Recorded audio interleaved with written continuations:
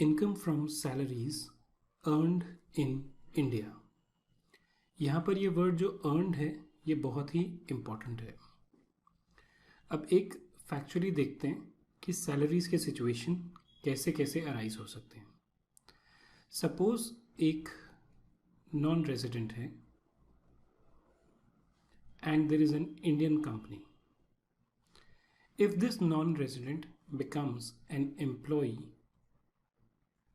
of this non-Indian company and he gets some salary, how that will be taxed is covered as a part of this section. The reverse of this could be there is an Indian citizen and there is a foreign company or foreign government, and this person acts as an employee for this company or the government. The question is the salary that he gets here taxable in India? So according to this section, income under the head salaries. Under the head salaries में क्या होगा?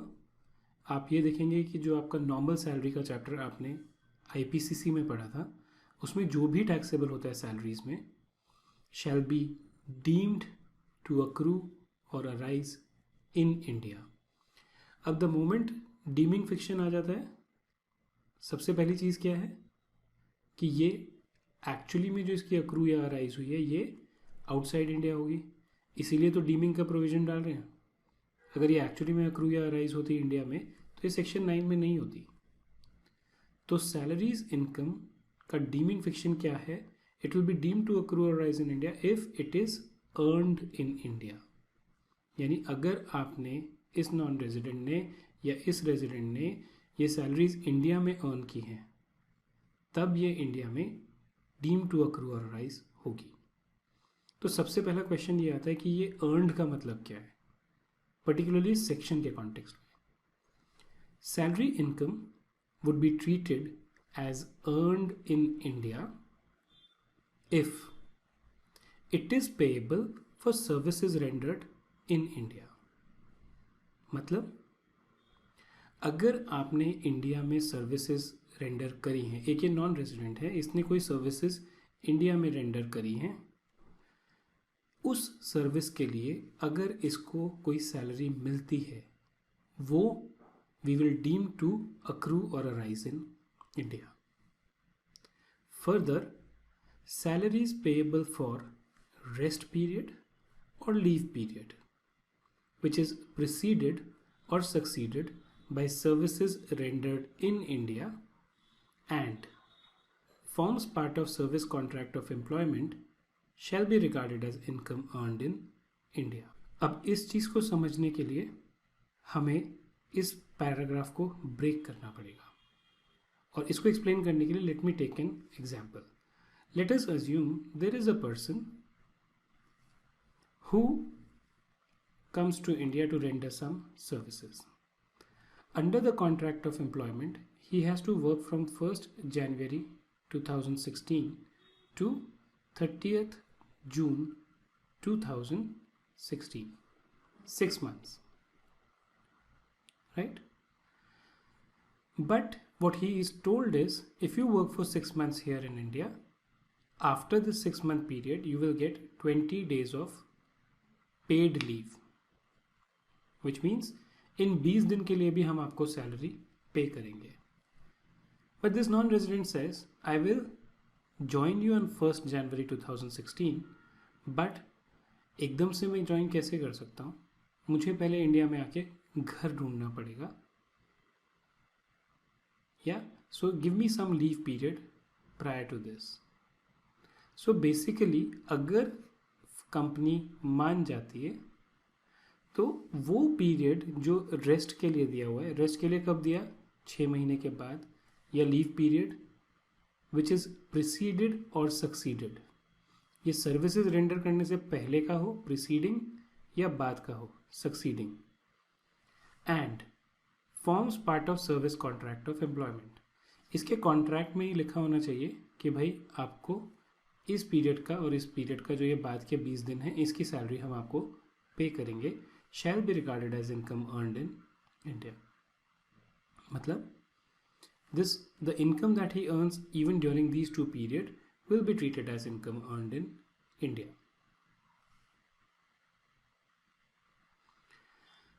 The next is salary payable by the government for services rendered overseas. Sometimes what can happen is, if you would have seen, if you would have traveled overseas, you would have noticed that in every country there are these embassies or government work or some work that the Indian government is doing. So salary which is earned by an Indian citizen, मतलब अगर Indian government ने एक Indian citizen को अपना employ बनाया, ठीक है, employ बनाने के बाद इन लोगों ने इसको ओवरसीज भेज दिया, किस चीज़ के लिए, कुछ काम करने के लिए, और इस काम के लिए इसको हमने यानी गवर्नमेंट ने कुछ सैलरी दी.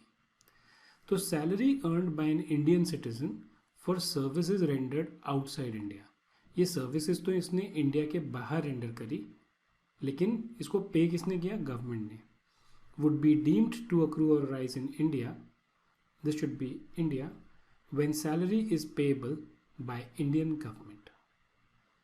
अगर ये सैलरी इंडियन गवर्नमेंट पे कर रही है तो चाहे सर्विसेज इंडिया के बाहर भी थी, अभी पहले उसमें हमने क्या देखा था, salary will be deemed to accrue or rise in India if it is earned in India, right, and earned is when you are rendering services in India, but this is just the opposite. You are rendering services outside India, but only when the Indian government is paying the salary, it is still deemed to accrue or arise in India. However, the allowances and the perquisites which are paid outside India by the Indian government are exempt from tax in India under Section 10, subsection 7. इसी बंदे को अगर government ने कुछ allowances दिए हैं, वो allowances exempt होंगे सेक्शन 10 सबसेक्शन 7 में. इसके बारे में हम और देखेंगे जब हम एग्जेम्प्ट इनकम के बारे में डिस्कशन करेंगे, लेकिन for the time being you can just note it down that the allowance and the perquisites paid outside India, the payment should be outside India by the Indian government are exempt from tax. Similarly, we also need to understand how the taxation would work for pension payable outside India by the government. ये तो salary की बात हो गई. अब अगर हम pension देते हैं, हम मतलब अगेन द गवर्नमेंट, तो अगर ये पेंशन गवर्नमेंट देती है किसको, टू इट्स ऑफिशियल्स एंड जजेस. अगर गवर्नमेंट के कोई ऑफिशियल्स हैं या जजेस हैं जिनको वो पेंशन पे करना चाहती है आउटसाइड इंडिया, वो shall not be deemed to accrue or arise in India. India में accrue or arise नहीं होगी, provided these officials and judges should be living permanently outside India. अगर ये permanently इंडिया के बाहर रहते हैं तब ये इंडिया में deemed to accrue or arise नहीं होगी, but अगर ये judges जो हैं permanently outside India नहीं है, आधा दिन यहाँ रहते हैं आधा दिन वहाँ रहते हैं, तब ये exemption available नहीं होगी. Let us look at an example for this. Nitin was working as a software engineer in Gurgaon based MNC and left India on April 1, 2016 to work on UK project of the multinational corporation. यानी financial year 2016-2017 में नितिन जो India में काम कर रहा था एक गुड़गांव में एक MNC के लिए, वो एक UK के प्रोजेक्ट के लिए इंडिया से बाहर चला गया. He worked in UK during the previous year 16-17. He has received all his salary outside India during the whole of the previous year 16-17. इस पूरे साल में उसने UK में ही काम किया, वहीं पर उसको सैलरी मिली और वहीं उसने पूरी की पूरी रिसीव भी करी, यानी इंडिया में रिसीव भी नहीं हुई है. Whether such salary income would be deemed to accrue or arise in India. So when we are talking about deemed to accrue or arise, you have to be very careful. In the question you should check कि यहाँ पर क्या दिया हुआ exactly. It is deemed to accrue or arise. If it is deemed to accrue or arise, you cannot go down to the provisions of section which deals with receipt of income. Your limited question here is whether it will be deemed to accrue or arise in India. हमने अभी अभी देखा कि India में कौन सी income deem to accrue or arise होती है, which is earned in India. Earned का मतलब क्या होता है? If the services have been rendered in India. इस केस में क्या हुआ? सर्विसेज रेंडर कहाँ हुई है? यूके में. ही वर्कड इन यूके पूरे के पूरे साल. वो इंडिया में कितने दिन था? अप्रैल 1 को ही चला गया, तो 16-17 में he was here for 0 days, which means he was a non-resident for tax purposes. If he is a non-resident and he has rendered services outside India, then this will not be deemed to accrue or arise in India. Salary income shall be deemed to accrue or arise in India when services are rendered in India. In this case, salary income is earned for services rendered in UK, that is outside India. The salary income accrues or arises outside India. Now, this is an additional answer which I have given, but it was not there in the question. Nitin would have been liable to pay tax on such foreign income if he is a tax resident in India, in which case his global income would be liable to tax in India. But in this case, Nitin would be a non-resident in India during previous year 16-17, and therefore this income is not liable to tax in India. Let's look at one more example. Mohit was working as a software engineer in a government company in India. Mark the word government company. On April 1, 2016, which is again financial year 16-17, the Indian government sent Mohit to work on a project in UK. Indian government ने एक अपने employee को overseas भेज दिया. He worked in UK during the whole of the previous year 16-17. He received all his salary outside India from the Indian government during the previous year 16-17. Whether such salary income will be deemed to accrue or arise in India. क्या answer होगा? Obviously not. Why?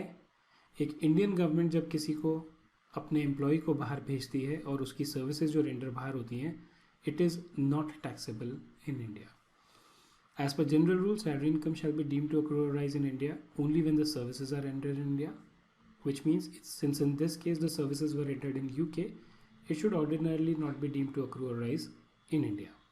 However, there is an exception to this principle that salary paid by Indian government to a citizen outside India would be deemed to accrue or arise in India. In view of this, Mohit's salary would be deemed to accrue or arise in India. क्योंकि मोहित Indian government के लिए काम कर रहा है, इसलिए जो भी सैलरी उसको बाहर मिलेगी वो इंडिया में टैक्सेबल हो जाएगी. हाँ, अगेन अगर कोई अलाउंसेस होते या परक्विजिट होते वो सेक्शन 10 सब सेक्शन 7 में एग्जेम्प्ट हो जाते. Dividend paid by an Indian company outside India. अगर एक इंडियन कंपनी डिविडेंड पे करती है आउटसाइड इंडिया तो उस पर टैक्स कैसे लगेगा? Now if you know, currently the way dividend taxation stands today is when an Indian company declares dividend, it pays a dividend distribution tax, and the shareholder who receives this money is exempt from tax in his hand, subject to of course certain high value receipt by the shareholder from the Indian company. Right? There was a new provision which was added last year. Dividend paid by an Indian company outside India shall be deemed to accrue or rise in India. अब एक तरफ तो ये है कि जो भी आपने डिविडेंड पे किया वो शेयर होल्डर के हाथ में एग्जेम्प्ट है, लेकिन डिविडेंड किसने पे किया? Dividend paid by an Indian company. क्यों? क्योंकि Indian company already dividend distribution tax दे चुकी है. अब ये चीज़ इस पे डिपेंडेंट नहीं होती कि शेयर होल्डर रेजिडेंट है या नॉन रेजिडेंट है. मतलब इवन अगर एक नॉन रेजिडेंट ने डिविडेंड रिसीव किया इंडियन कंपनी से, वो भी एग्जेम्प्ट होगा टैक्स से. Domestic company is liable to pay dividend distribution tax on dividend distributed to shareholders. However, dividend received from domestic company is exempt from tax in the hands of the shareholders under section 10 subsection 34. Now, one of the points which we need to note over here is that the exemption under section 10 subsection 34 is available towards dividend received from an Indian company. ये मैंने आपको अभी बताया था. Dividend received from a foreign company by an Indian resident is taxable. तो अगर एक Indian resident ने किसी फॉरेन कंपनी से डिविडेंड रिसीव किया है, वो एग्जेम्प्ट नहीं है, उसके ऊपर टैक्स उसको देना पड़ेगा। Dividend distribution tax under section 115O would be payable by the Indian company. However, it does not apply to deemed dividend under section 2 subsection 22 clause E, which is chargeable to tax in the previous year in which such dividend is distributed or paid. Section 222 में क्या होता है, अगर एक company जिसके profits हैं वो एक लोन देती है अपने शेयर होल्डर को, और ये शेयर होल्डर थोड़े स्पेसिफाइड शेयर होल्डर होते हैं, ऐसा नहीं हर एक शेयर होल्डर जिसको एक पर्टिकुलर परसेंटेज से ज़्यादा ओन करते हो, या इसके रिलेटिव को, इसको डीम्ड कर लिया जाता है कि एक डिविडेंड है to the extent of profits. मतलब अगर आपने $100 का लोन दिया और आपके प्रॉफिट $50 के हैं तो $50 को डीम डिविडेंड मान लेते हैं। इस तरह के dividend pay dividend distribution tax नहीं लगता, ये शेयर होल्डर के हाथ में टैक्सेबल होगा।